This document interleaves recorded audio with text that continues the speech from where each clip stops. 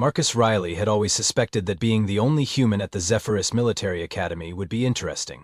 What he hadn't expected was how literally everyone else in the galaxy seemed to view humans as the cosmic equivalent of golden retrievers. Enthusiastic, well-meaning, and probably going to knock something over.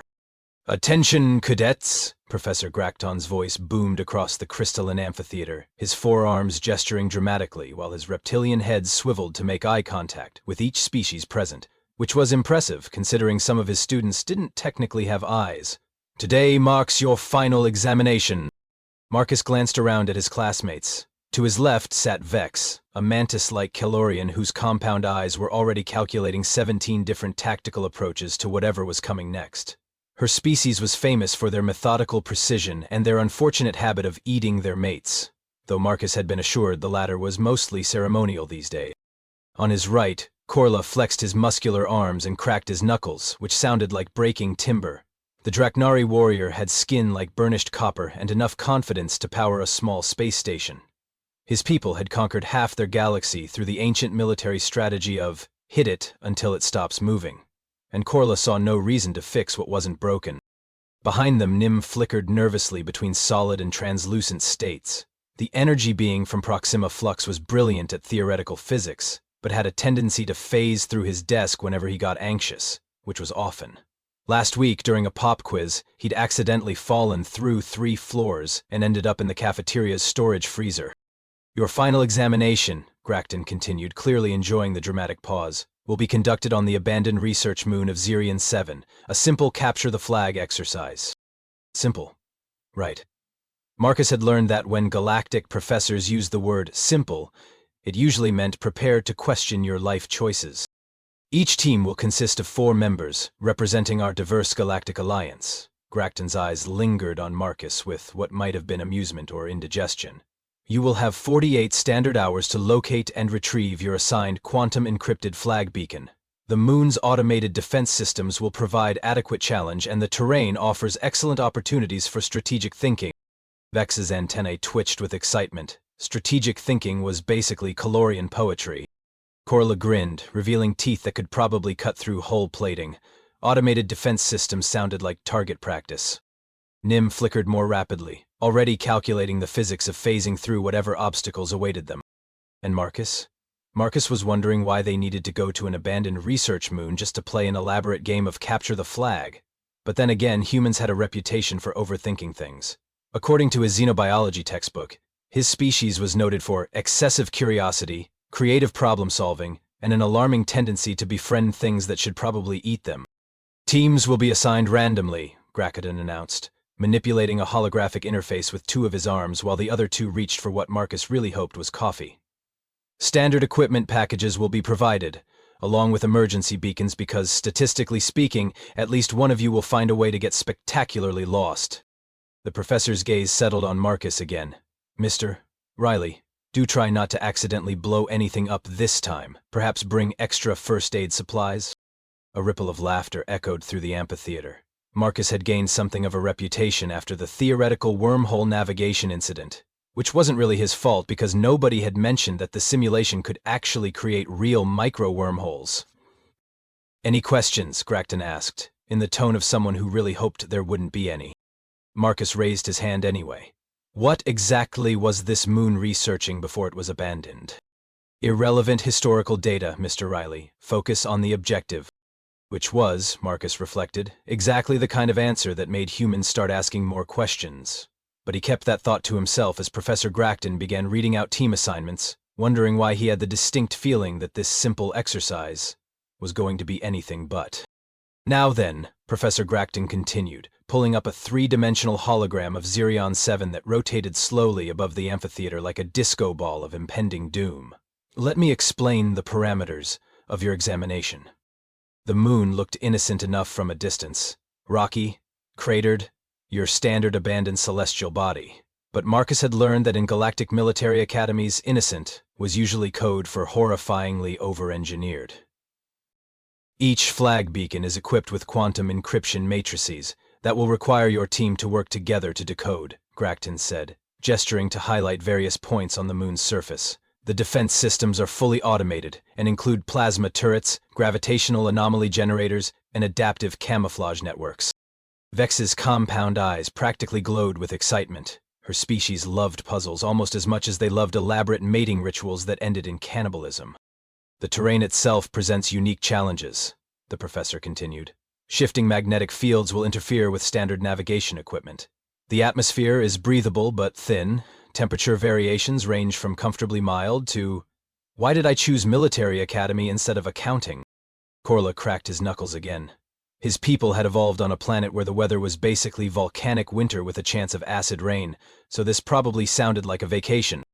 Standard equipment packages include personal shields, basic tools, emergency rations, and communication devices with a range of approximately 12 kilometers. Grakton paused meaningfully.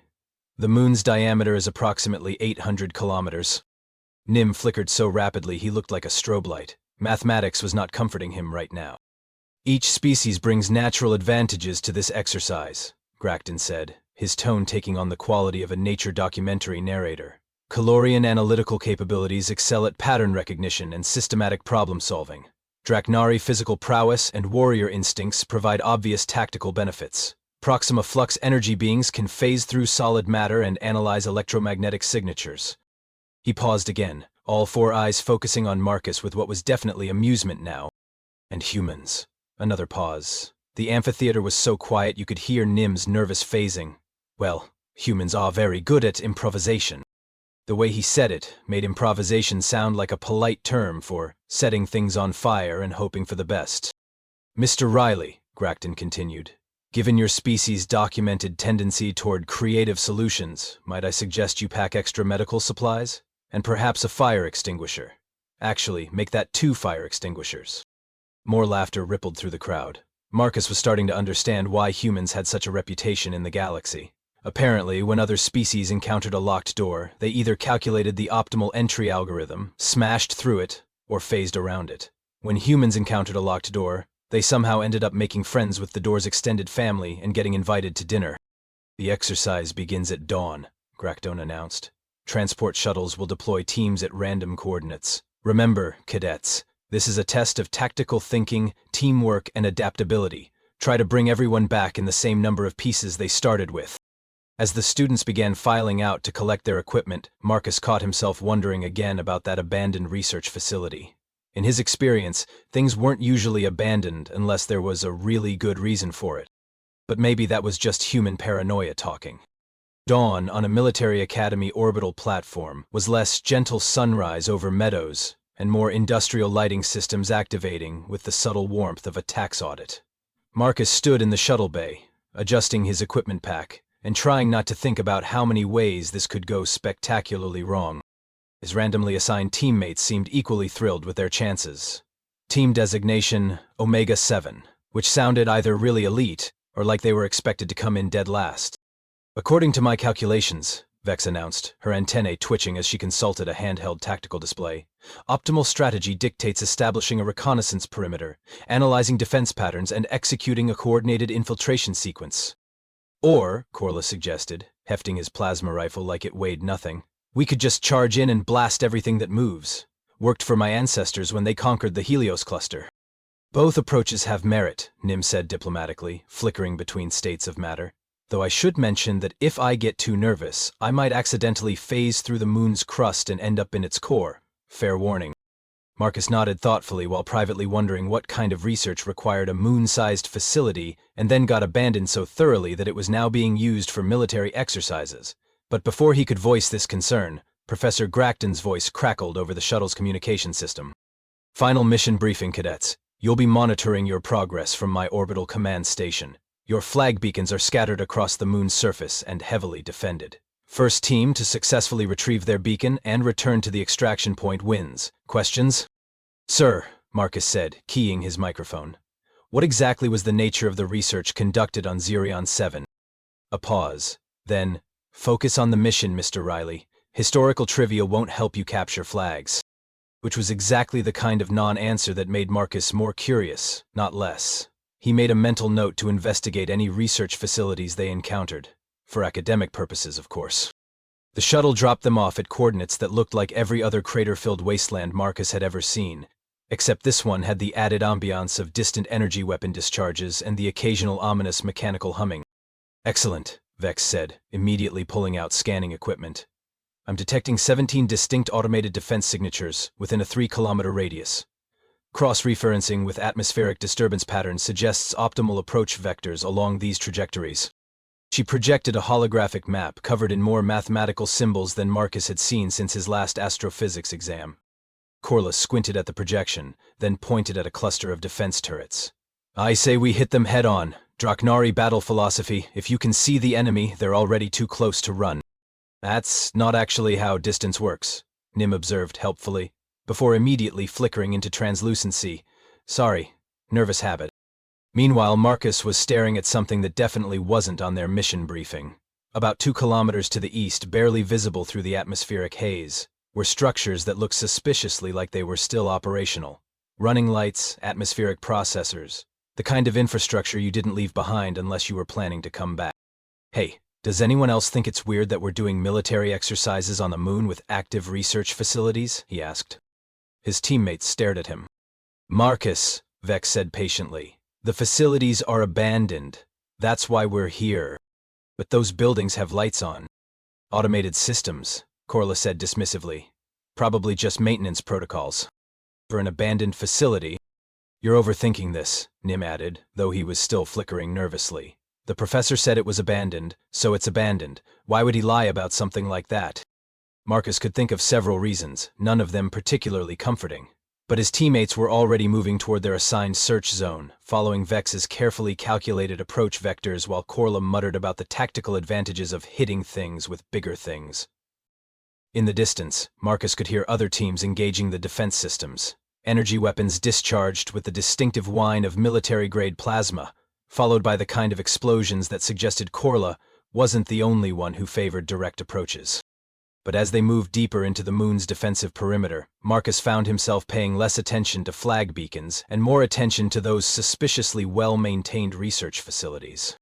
Because in his experience, when authority figures insisted something was irrelevant historical data, it usually turned out to be the most relevant thing in the entire situation.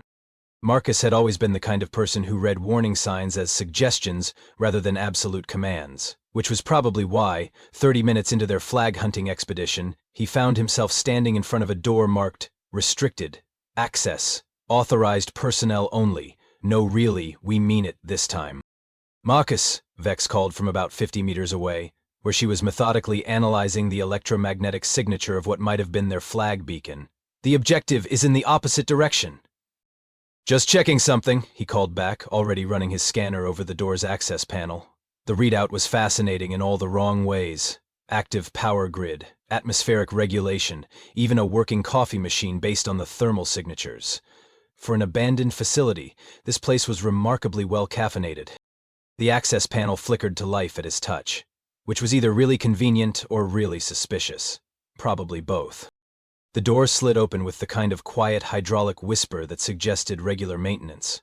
Marcus stepped inside, and immediately his scanner started having what could only be described as an electronic nervous breakdown. Life signs. Multiple life signs. More specifically, one life sign, humanoid, located approximately 3 levels down and broadcasting what his scanner cheerfully identified as moderate to severe physiological distress. "Oh, that's not good," Marcus muttered, following the scanner's guidance deeper into the facility. The corridors were clean, well lit, and decorated with the kind of safety posters that suggested this place had been very much occupied until recently. One poster cheerfully reminded workers to remember quantum destabilization events are everyone's responsibility. Another announced, "It's been 3 days since our last interdimensional incident. Let's make it 4. The counter had been reset to 0. Yesterday. Marcus followed the life signs deeper into the facility, past laboratories filled with equipment that was definitely not abandoned, through corridors where the air recycling systems hummed with the efficiency of active maintenance protocols, until he reached what appeared to be a research bunker, sealed behind blast doors that had clearly seen recent use. His scanner was now practically vibrating with urgency. The life sign was on the other side of those doors, and according to the atmospheric readings, whoever was in there was running out of breathable air at an alarming rate. Marcus tried the access panel. Nothing. He tried his military override codes. Still nothing. He tried the ancient human technique of hitting things until they worked. The panel sparked, flickered, and displayed a message that made his blood run cold. Emergency lockdown. Protocol activate. Containment breach detected. Automated systems engaged. Estimated time to ADP minutes. 4 hours, 23 minutes. And then, from somewhere inside the bunker came a voice that Marcus recognized with growing horror. Hello? Is someone there? This is Professor Gracton. I seem to be experiencing some technical difficulties. Marcus stared at the blast doors, his mind racing through the implications. Professor Gracton wasn't monitoring the exercise from orbit. He was trapped in his own research facility, slowly running out of air while his students played capture the flag on the surface. Professor? Marcus called through the doors. It's Marcus Riley.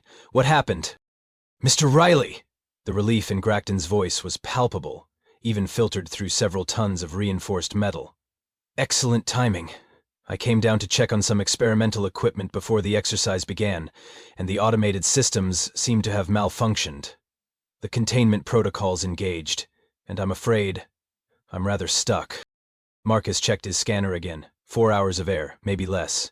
Sir, what about the exercise? The other students think you're monitoring from orbit. A pause. Yes, well, the exercise is being monitored by automated systems. I may have told a small fabrication about my location to avoid embarrassing questions about why I was conducting personal research during academy time, which explained why this abandoned facility was so well maintained. It wasn't abandoned at all. It was Gracton's private research station, and he'd been using the military exercise as cover for whatever experiments he was running down here. Professor, what exactly are you researching? Interdimensional quantum mechanics. Fascinating field. Completely safe when proper protocols are followed. Which they were, until the containment system decided I was an unauthorized intruder and locked me in my own laboratory. Marcus ran his scanner over the blast doors again. The locking mechanism was definitely beyond his ability to override, but there was something else. The doors weren't just locked, they were sealed by an electromagnetic field that was being powered by the facility's main reactor. And according to his readings, that reactor was located about half a kilometer away, through a maze of corridors that were probably filled with more automated defenses. Sir, Marcus said slowly, I think I found our flag beacon. Marcus pulled up the scanner data and cross-referenced it with the mission briefing. The quantum encrypted signal they were supposed to retrieve wasn't a flag at all. It was an emergency beacon, broadcasting on military frequencies and disguised as a training exercise to avoid the embarrassment of admitting that a senior professor had gotten himself trapped in his own laboratory. Professor, the beacon we're supposed to capture, it's your distress signal, isn't it? A long pause. That is, a remarkably astute observation, Mr. Riley. Yes, when the containment protocols engaged, I activated my emergency beacon. The Academy's automated systems classified it as a training exercise to maintain operational security, which meant that all the students running around on the surface, fighting automated defenses and hunting for flags, were actually participating in an elaborate rescue mission that none of them knew they were supposed to be conducting. Marcus keyed his communicator to contact his team, then stopped. Vex would want to analyze 17 different rescue scenarios. Korla would want to blast through the doors with plasma charges. Nim would probably phase right through the containment field and accidentally end up in another dimension. But there was another option. A typically human option that would probably horrify his instructors and delight his classmates. Marcus smiled grimly and began plotting a route to the reactor core. If Professor Gracton wanted to see human improvisation in action, he was about to get a front-row seat. After all, the exercise wasn't about capturing flags. It was about creative problem-solving and mission adaptability. Time to show the galaxy what humans did when the mission parameters turned out to be completely wrong. Marcus sprinted back through the facility corridors, dodging automated security drones that seemed mildly confused about whether he was authorized personnel or an intruder. His communicator crackled as he burst out of the research building. Bex, Korla, Nim, emergency team meeting, my coordinates right now. Marcus, Vex's voice came back with the patient tone she usually reserved for explaining basic tactics. We've located the flag beacon. It's heavily defended, but I've calculated an approach vector with only a 63% chance of catastrophic failure. Forget the flag, get over here immediately. 3 minutes later, his teammates arrived to find Marcus frantically sketching facility layouts in the moon dust with a piece of debris. Okay, Marcus said without preamble. Everything we've been told about this exercise is wrong. Professor Gracton isn't monitoring from orbit. He's trapped in an underground bunker about 3 levels down with maybe 4 hours of air left. The flag we're supposed to capture is actually his emergency beacon, disguised as a training exercise because, apparently, our professor is too embarrassed to admit he got locked inside his own secret laboratory. His teammates stared at him in the kind of silence usually reserved for funerals or really bad poetry readings. Nim flickered rapidly. That's actually insane enough to make sense. It would explain why the facility's power grid is still active, and why the defense system seemed configured for containment rather than elimination, Vex added, her compound eyes reflecting rapidly as she processed this new information. Korla cracked his knuckles. So we're doing a rescue mission instead of capture the flag? Even better. I was getting bored with hunting for electronic trinkets. Here's the problem, Marcus continued, pointing to his improvised map. The professor is locked behind blast doors that are electromagnetically sealed. The only way to open them is to shut down the facility's main reactor, which is here. He jabbed at a spot on the far side of his diagram. Through about half a kilometer of corridors, filled with automated defenses that were designed to contain interdimensional quantum experiments gone wrong. Define gone wrong, Nim said nervously. Well, there's a safety poster down there that says they reset their interdimensional incident counter to 0 yesterday. Nim immediately became translucent. I'm sorry, did you say interdimensional incidents? Focus, Vex interrupted, studying Marcus's diagram with professional interest. The reactor facility will be heavily defended. Standard approach would be systematic infiltration with electronic countermeasures. Or, Korla suggested predictably, we could blast our way through everything between here and there. Both excellent suggestions, Marcus said, but I've got a better idea. We're going to use our abilities in ways that definitely weren't covered in the Academy handbook. He turned to Vex first. You're not just analyzing the defense systems. You're going to hack them, not disable them, reprogram them, make them think we're authorized maintenance personnel. Vex's antennae twitched with interest. Irregular, but theoretically possible.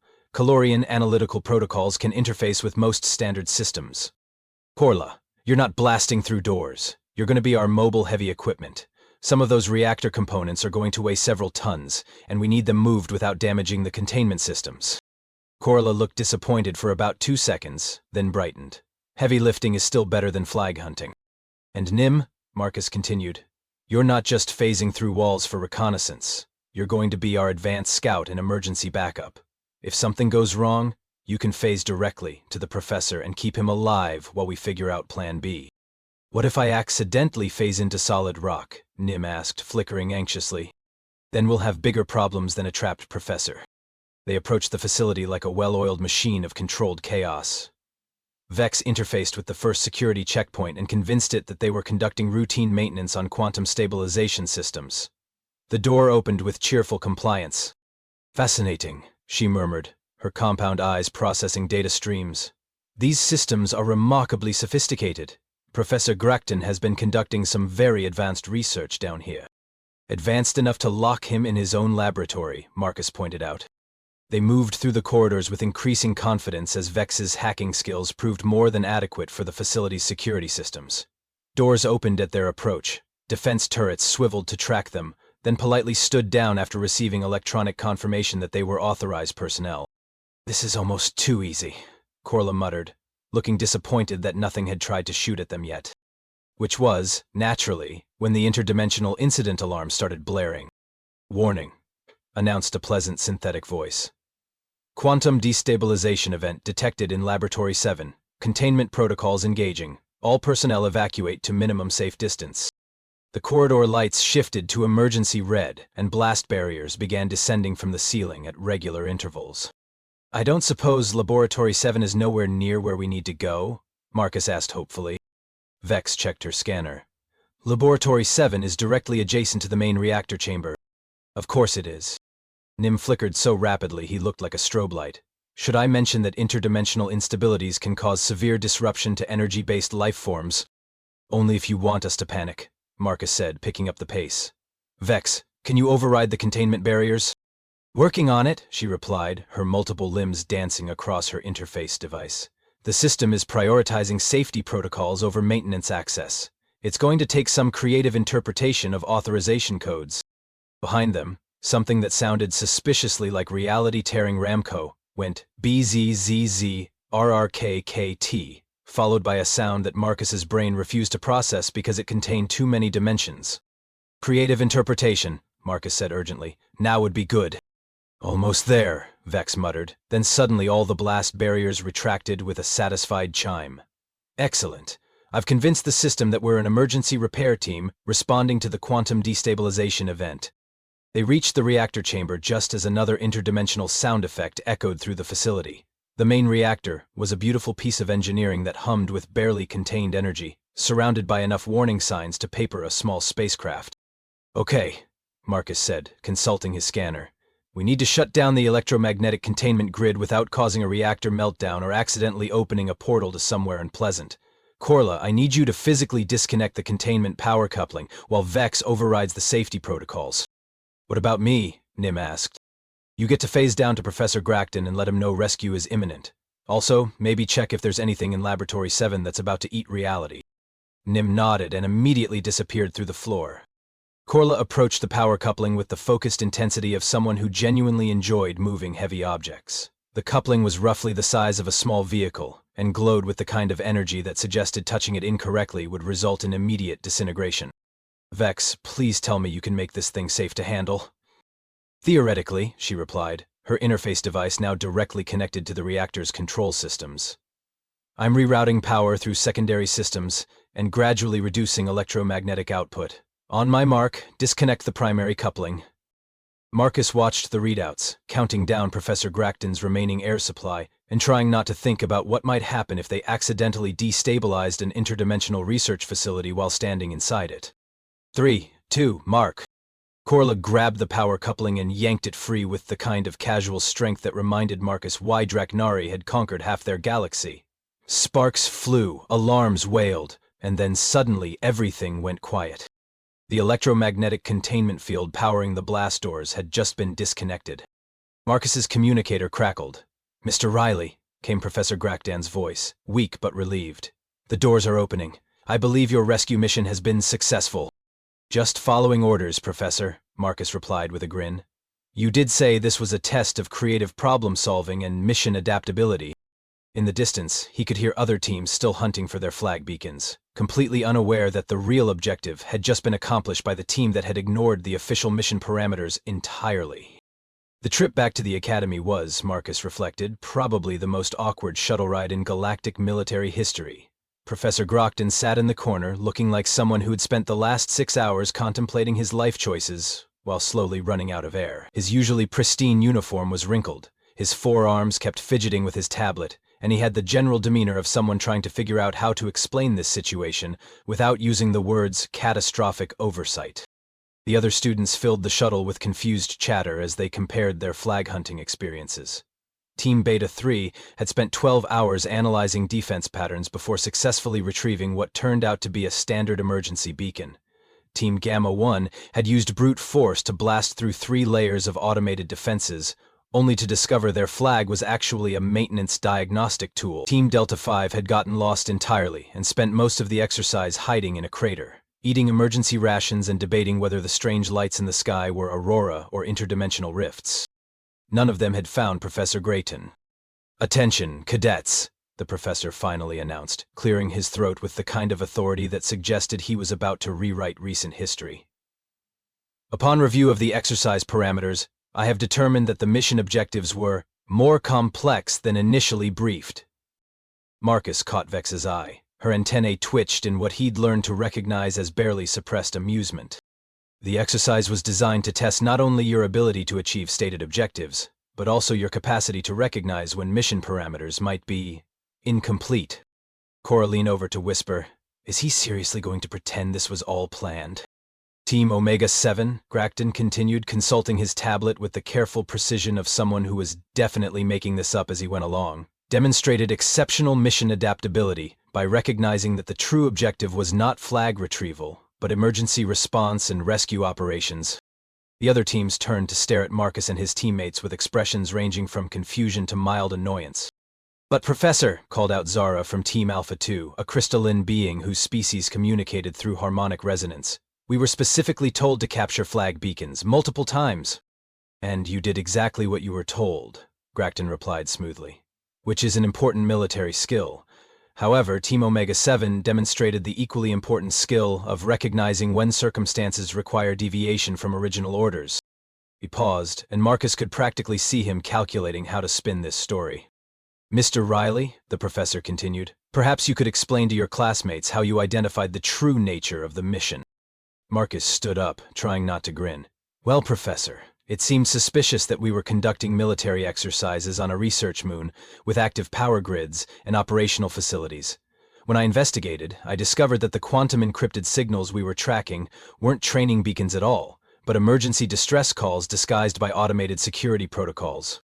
And how, asked Nim, still flickering nervously, did you know to look for trapped personnel? Basic human curiosity, Marcus replied.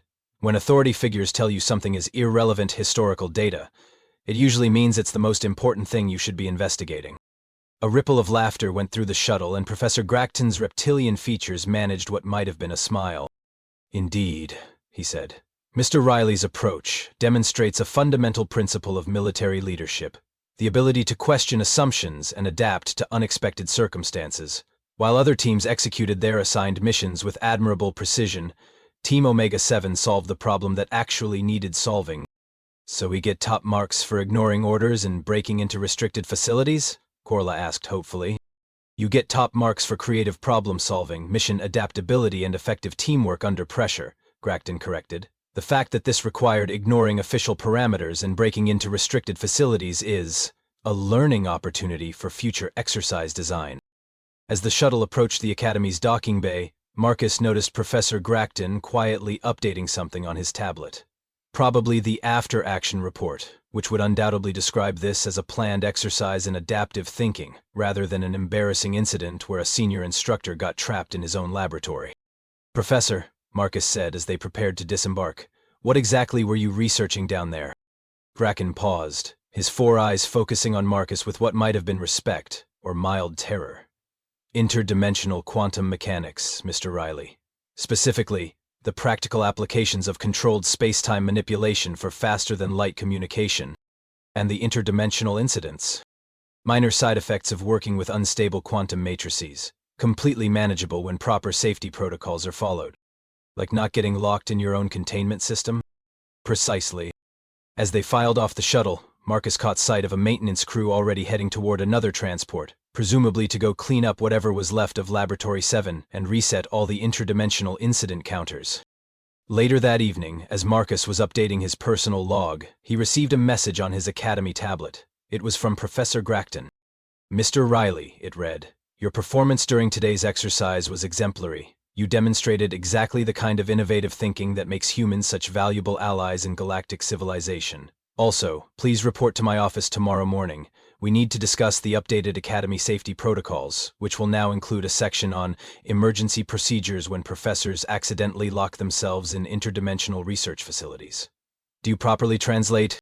The message continued. Also, I'm recommending you for advanced tactical training. Any species that can turn a simple capture the flag exercise into a successful rescue mission while accidentally preventing an interdimensional incident probably deserves more challenging assignments. Marcus grinned and closed the tablet. Tomorrow he'd have to explain to the Academy administration why human students couldn't be expected to follow mission parameters that didn't account for the possibility that the mission parameters might be completely wrong. But tonight he was just satisfied that when presented with a choice between capturing a flag and saving a life, Team Omega-7 had made the right decision. Even if they'd had to ignore every official order to do it. After all, that was what humans did. They looked at impossible situations, threw out the rulebook, and somehow made things work anyway. The fact that this occasionally terrified their alien colleagues was just a bonus.